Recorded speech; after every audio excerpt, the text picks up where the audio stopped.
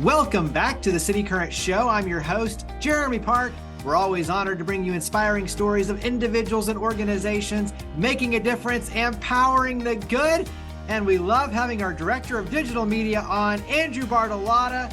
Andrew, how are you doing? I'm doing great. Thanks for having me. Hey, so you are the backbone when you talk about everything you see on social media with City Current. That is you when you talk about hosting and producing and editing and all these other things as well. Give us an idea when you talk about being the Director of Digital Media, what does that entail for listeners and viewers? So give them an idea of all the different things you do.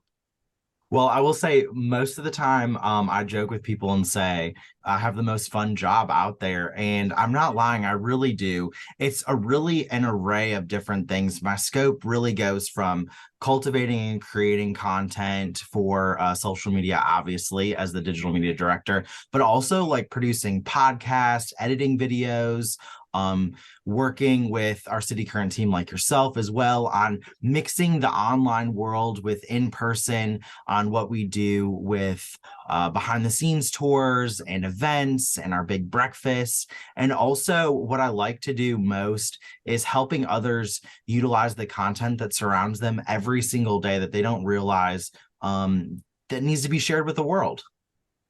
And there's so much power in social media and digital media and marketing. When you think about getting people out to events, all of that plays a role in storytelling, the branding, the invitations, the RSVP system. I mean, all of that is digital media, digital marketing.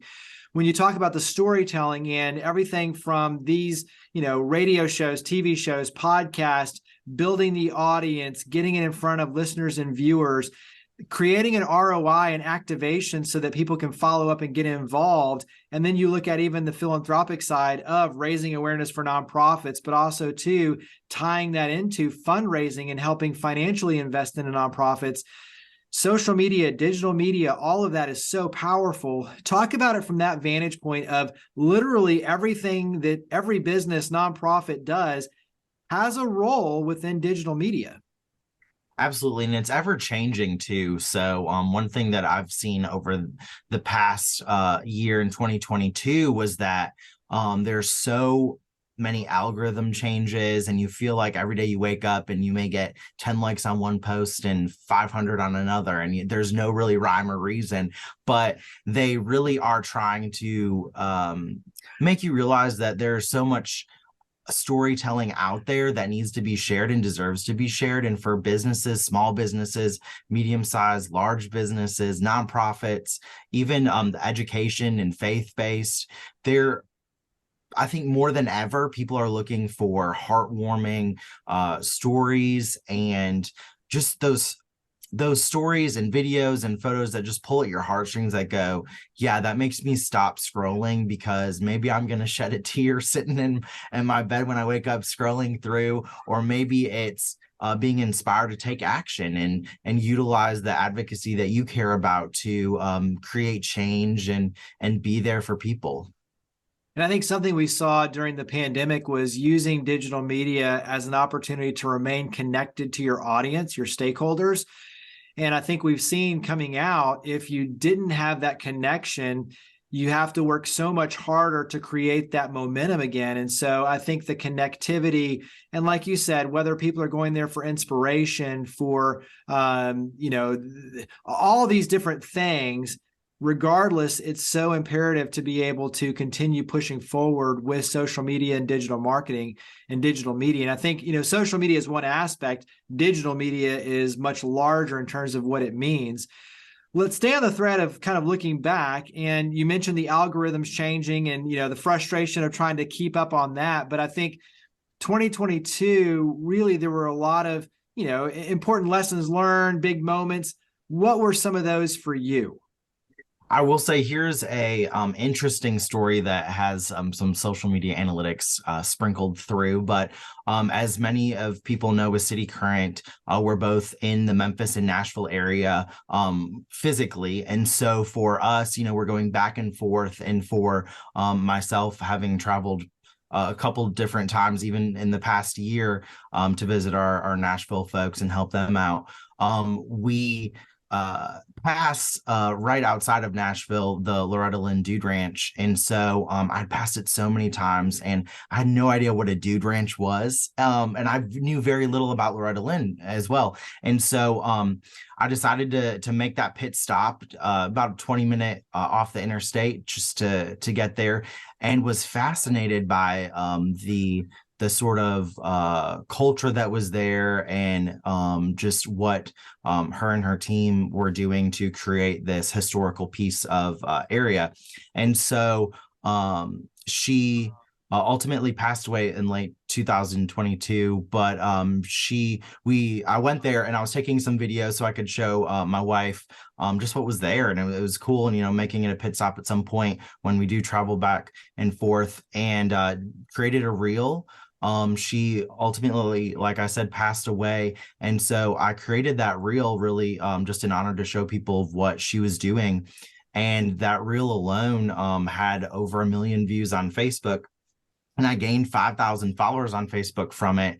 And what I learned too was that we are surrounded by content and we're surrounded by stories, and that has nothing to do with me, and I'm not really a rancher or someone that is a huge country music fan, but I was able to really capture her essence in the work that she was doing, her and her family. And so being able to share that with others in the time of mourning with her passing, being able to see what they were doing and sort of live that legacy forward, being able to show her fans, that was really interesting, because obviously with over 1 million views, you've got this great story to tell of someone. So that's one thing, looking back at where the algorithm to me didn't really make sense, but for them to be able to view that content and see the work that she was doing at the time was really cool.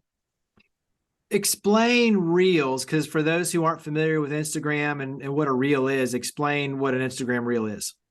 All right, so an Instagram reel is part of like short-term video, which we'll talk about that as some of the trends in 2023. Short form video, we have TikTok, we have YouTube Shorts, Instagram Reels, Facebook Reels, and obviously Meta owning Facebook and Instagram. Reels there sort of intertwine with each other, but you've got 90-second short video, vertical video, which we'll talk about some statistics there, but short form vertical video that you tag along with some popular music or TikTok worthy sounds that really get someone interested in the work that you're doing, behind the scenes, maybe recipes, anything that really you're involved in. And they are really the algorithm driver for social media lately with video. It is the way to showcase your content and be able to get it out to the masses. Yeah, and I think for those, when you look back, you're so used to doing everything in landscape mode and, doing your videos and stuff. And now to be, up and down, it takes a little bit of an adjustment. But to your point, understanding how the algorithm works, the power of it, and what you can use to be able to tie music and video and pictures in, really, just like Loretta Lynn, that creates a powerful opportunity to engage, connect, and ultimately create some ROI for you and your business and organization. And so let's carry that forward into 2023. So when you look at some of the major trends, let's go ahead and list off the three, and then we'll dive deeper in. So what are the three major trends that have your attention for 2023? All right. Number one is that short form video is paramount, which we'll talk about. Number two, social selling is here to stay, and it's going to grow massively over the next year. And then finally, it's really looking at social media as a place for user-generated content, content creators, and community over polished advertising campaigns. So let's dive in. Let's take them in threads, and let's go ahead and start with number one, which is the short form video is paramount. So we kind of alluded to it with Instagram and the reels, but talk about why short form content is so much more powerful now. Well, I think it's because consumers are hungry for bite-sized, engaging, entertaining content. They want short, our attention spans aren't that very long, aren't that very good. So TikTok one of the pioneers in short form video content. They had over 1.5 billion monthly active users in the last quarter of 2022. So obviously it is huge. And what's fascinating about it is I personally don't have a TikTok account, but I've watched hundreds of TikTok videos. So it's a social media platform that really lives not only within the walls of the TikTok app, but also with beyond that, with Facebook and Instagram and YouTube, watching these TikTok shorts. 90% of vertical videos like Instagram Reels, Instagram Stories, TikTok videos, and YouTube Shorts have a higher watch completion rate compared to horizontal ones, which is interesting because our minds were so used to, obviously with television, 16:9 horizontal, we're so used to watching it. But when we're scrolling, we like to have our phone completely full of that video content and not have to, switch it horizontal. So that vertical video is key.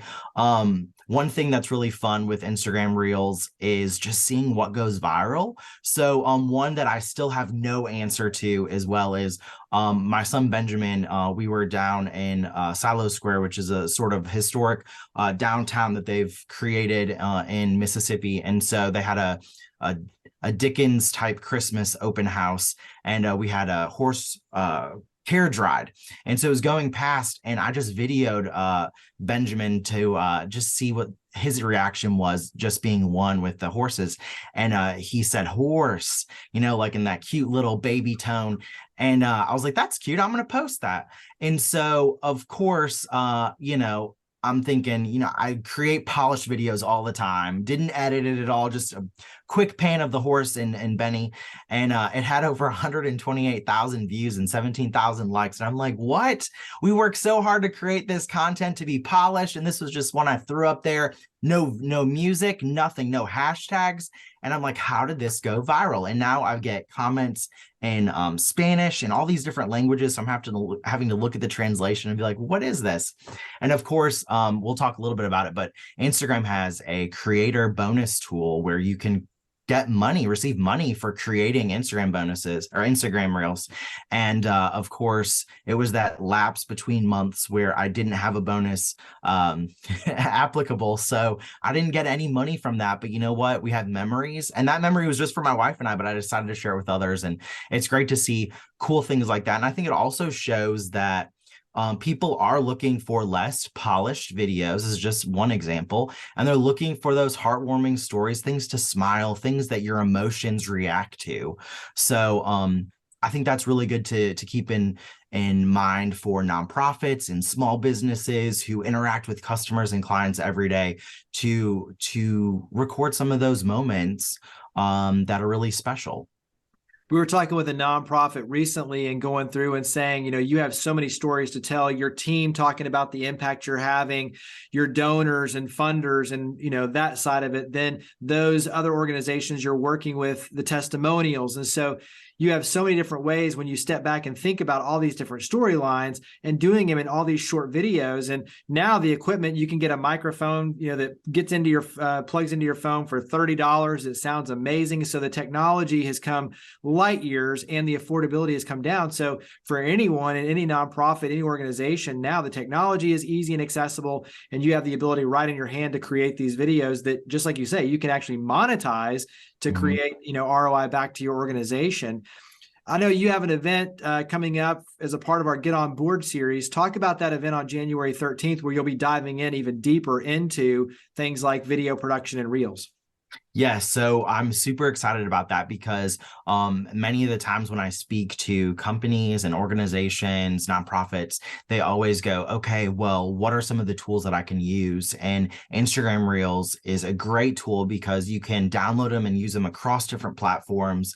There's a way to use templates that they have, and there's some quick tips that I'm going to give. I'll dive in deeper on January 13th, but just really being authentic and experimenting with Reels. That's been fun for City Current over the past year, seeing how we can utilize that for behind the scenes and for sharing about upcoming events, using templates. Like I said, one quick tip is to switch your profile category to entrepreneur to access all the music library, because if you are a specific category, they're going to sort of lock down some of those popular music that are copywritten in many ways, and so or you can't use for commercial use, but you can sort of go around that by being an entrepreneur under the category, and then adding hashtags. We're going to talk about some tools that I use like Boost, video editing tools like CapCut, which are completely free to edit videos, make them look super fun, have that professional feel, but also be authentic and showcase the content you have surrounding you every day. Yeah, absolutely. Let's dive into number two. Social selling is here to stay and grow. So, talk about social selling. Yeah, so I'm going to dive into some Pew Research. 71% of consumers prefer online shopping, but before they add to the cart or eat at the restaurant or support your business, 84% of them, of US online buyers, according to Pew Research, take a look at a social media platform before purchasing. So really before, when we looked at when people are Googling things, now they're using social media platforms as their search engine, which makes the most sense because that's where you're seeing the most recent content. A lot of businesses don't update their website consistently every day with those things. So you're looking at their Facebook profile, Instagram profile, but with that is social sharing or social selling, excuse me. And social selling means creating sort of an Instagram shop or an easy way for people to buy your products, make it easy to purchase your items online.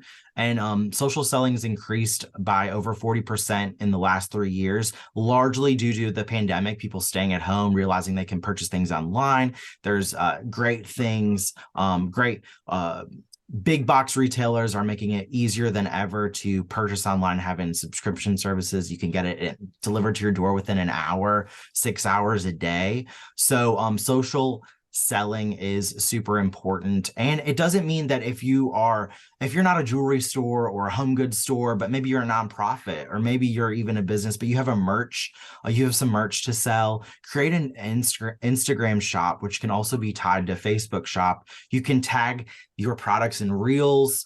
You can tag your products in Instagram stories on Facebook, and you can create posts with shoppable links. And it's all about making less clicks and taps to check out, which is making it easier for the customer to have less time to reconsider their impulse buying, and making their purchase decision even easier. So social selling really is going to grow over 2023.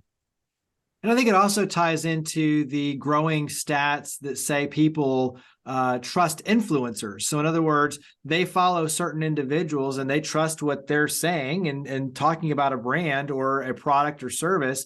And so they want to then do business with that product or service or purchase that product or service. And so having the access to it right then and there to make that purchase, that's where there's real power. But also too, you can create affiliate links as an influencer that then you get paid on connecting those dots. So there is some trust and integrity there, but ultimately people are going to influencers and saying, hey, I trust you as a person for your opinion, and that's the sort of product or service that I want to purchase. Absolutely. And that's really where it goes into number three. And I think that with affiliate marketing, there's a popular saying that you need like 7 revenue streams in this day and age. You don't just have one job. So, terms like side hustle and freelancing and affiliate marketing and stuff are huge because of the way we live in with inflation and just the way that the world is today. And so user generated content is huge. And that's where, like I said, number three, content creators and community over polished advertising campaigns.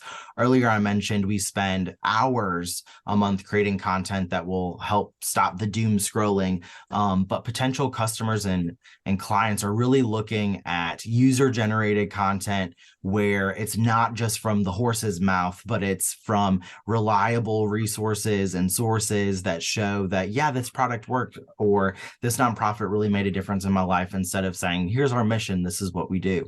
And my friends at Sendable, which is the social media scheduling platform that we use, have some great tips on user generated content. And when you think about user generated content, it's really what it is. It's about other people posting about your product, your service, what you're doing. And so you need to take time out of your month to look through your tagged photos, posts, Google reviews. That's something that we've been really intentional about over the past year, and use them as posts for your social media, quoting your clients and customers.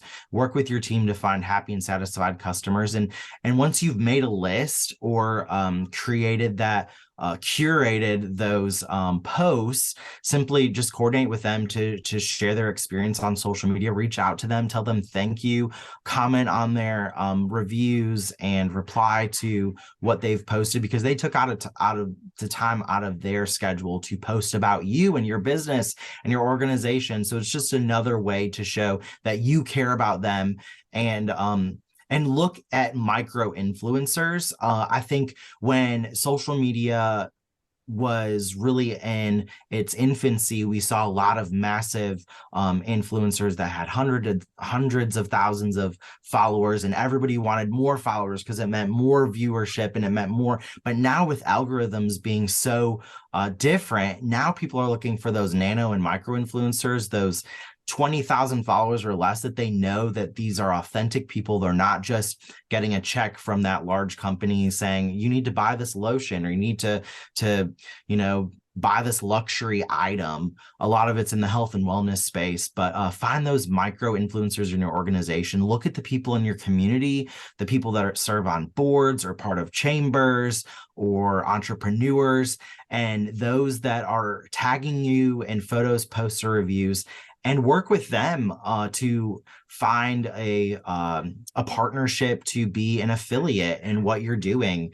That's a great way for them to not only have a local influencer, but someone to be your promoter in your community.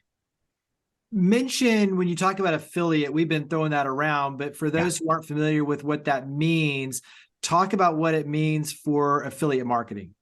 So affiliate marketing is all about creating a special URL, tracking how many people clicked on the post that Jeremy shared about my product.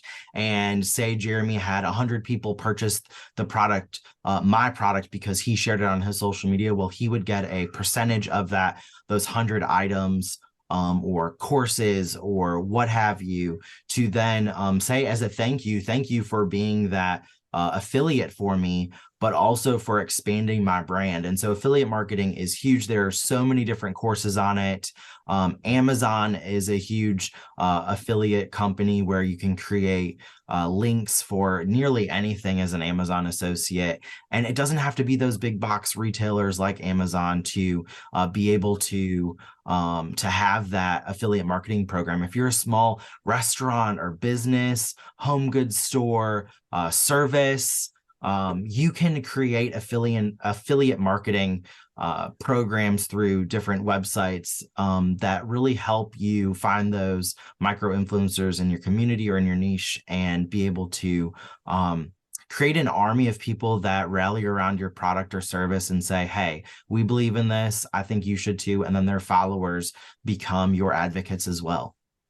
To me, just thinking creatively, obviously for entrepreneurs, that's one thing, but for businesses, like you're talking about restaurants, think about, are there things that we could sell, that complement what we're serving in the restaurant, but create affiliate, opportunities there for nonprofits selling and working with speakers and books and things like that. I mean, there's all sorts of ways you can get creative using affiliate marketing that ultimately can come back in to fund your mission. And so I think part of this is just throwing ideas out there so that people can say, I've never thought about that. Let me do some research and learn more and how this can benefit my organization or for me personally. And so carry that into when you look at just some top tips, some recommendations for, especially for nonprofits and businesses that say, okay, I've dipped my toe in the water. We're doing this on an inconsistent basis. I want to be more mindful. I want to be more strategic with my digital media. What are some top tips for them to at least start getting more in the right direction? Okay, some top tips were, I would say, to work smarter, not harder. That's one thing that I love to do. And so utilize tools like Canva to create a brand toolkit so your posts are consistent branding wise. That's a huge tip that I'm very passionate about, because you want your brand to be recognizable while people are scrolling. So maybe there's colors and fonts and aesthetics that really say, yep, that's my brand. Create that, and then you can create some templates. Evergreen content, a tip that I learned from you. Just like an evergreen tree doesn't lose its color in the winter and it's strong throughout the year, there's some evergreen content that you can create for any organization. Even personally, one year I had Wednesday Wisdoms where I found 52 of my favorite quotes. And so every Wednesday I had a quote go out on my social media that I really was inspired by. And so on Wednesday, I didn't have to worry about posting on my personal social media. And maybe you're a nonprofit, so you have Mission Monday, or you have a Wellness Wednesday, and it's behavioral and mindset related content. Creating and scheduling evergreen content helps take off the pressure of, what am I going to post today? What am I going to post today? Because you know that that's consistently going out there. So evergreen content, huge. Utilizing tools like Canva for creating content, CapCut for video editing, Sendable for social media scheduling. A lot of the social media platforms like Instagram and Facebook have scheduling built in as well. So you can utilize that. Replying to comments. If people are posting about your brand or commenting, reply, favorite that, heart it, whatever. Encourage users to tag you in their content whenever you're at an event. Make it easy for them to remember, here's your hashtag that you use as a brand, or your handles to be able to tag you. You can use collaborator tools if you're a nonprofit partnering with a corporation, vice versa, or even just entrepreneur to entrepreneur, or even just Jeremy and I collaborating on an Instagram reel together. And then we share analytics, and it shows on both of our platforms. And creating relationships with those micro influencers, content creators, show them some love. We're getting back out there. We're going to events now. It's a great way to establish relationships in person that will carry out online. The collaborator one is a really good one. Make sure you do reach out ahead of time and say, hey, I'm going to tag you in this as a collaborator. Go and accept that. And like you said, then the power is it shows up on both of your feeds. And so you share those analytics, but you're reaching both audiences. So that's a great one. And like you said, so many different events, especially for nonprofits, putting the social media handles out there. And then also too, when you're taking pictures, getting their names, but their social media handles so that you can tag them in those pictures afterward, and then promoting the hashtag so that people are sharing your story. I think there's a lot of little things that strategically, as you mentioned, work smarter, not harder, that you can do to leverage the collective power of everyone being at an event or, sharing a story. When you look at 2023, we talked about obviously the trends, but what puts a smile on your face? What makes you excited for 2023? Personally, with social media, as my kids grow older, I think looking at content that is more family related and being able to, I love just scrolling through Instagram reels, looking through different hashtags on activities in our area, just being that person to look at the content that is relatable for myself personally, and then professionally too. There's so many great campaigns going out there, and being able to just have fun and be authentic, show a little bit of your silly self. I know sometimes we feel like we have to be professional all the time, and yes, you do need to be professional, but just having some fun. I posted a reel of me dancing at my sister's wedding a few weeks ago, and it's a fun way to showcase who you are, who you show up as. And then when people meet you in real life, then they know a little bit about you, more than just maybe where you went to college or whatnot. And so for that way, I think just have fun with it. It's supposed to be fun. And the whole point and why it started was to be a connection piece for everyone and just to have fun. So I encourage people to just show a little bit of who they are online and show up as you are. And I think that's, to me, the beauty of it is, anything can be a negative. And so social media, you can see negatives out there. At the same time, though, it's meant to be a connector. And when you look at it through the lens of, I'm going to share who I am and show my personality and allow people to get to know me and some of the different sides that they don't normally see. so I can be authentically me, but at the same time too, also be an inspiration and a community champion, which you do a very good job of saying, okay, I'm going to use my platform to share the stories of others doing good and leading by example and making a difference, and the nonprofits that are powering the good. And so when you all of a sudden see yourself as a community champion, I think it does really reframe how you can leverage social media and digital media and use it as a powerful vehicle to create change. And I think ultimately being a change maker with your social media and your digital media, that's real power. And so carry that into how we can get in touch, how we can follow your efforts personally and obviously professionally through City Current. So where do we go to carry these conversations forward? All right. Personally, I make it really easy. Andrew JPEG, Andrew JPG on all of my social media platforms. Professionally, we make it really easy as well at City Current everywhere. And so we make it really fun. And obviously, social media, follow us, but look at our website, citycurrent.com. We have thousands of interviews and articles and podcasts about inspiring stories of people, everyday people like yourself making a difference. So check out citycurrent.com, follow us at City Current on your social media platforms, and tag us in your inspiring content. And always feel free to reach out if you have a story to share, because that's the power of these shows, is being able to share the good work being done. So, Andrew, you are a change maker. Thank you for all you do for City Current, for our communities. We appreciate you. So, Andrew Bartolotta, our Director of Digital Media with City Current, thank you for coming on the show. Thank you for having me.